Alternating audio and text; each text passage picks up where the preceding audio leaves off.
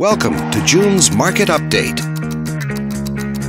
Let's take a look at residential real estate activity in your area during the month of June.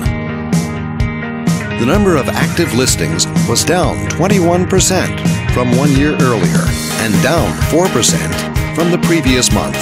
This smaller inventory means that buyers who waited to buy may have had a smaller selection to choose from.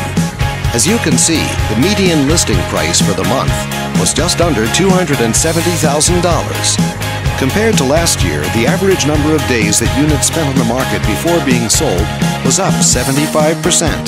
This higher number of days may signal a slowdown in the local inventory turnover rate.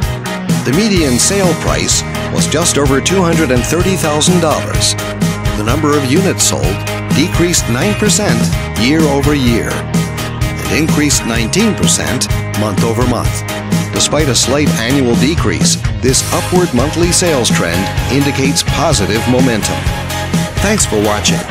We hope you use this information to make smart, informed decisions in your upcoming real estate transactions. Feel free to contact us for more information or further assistance.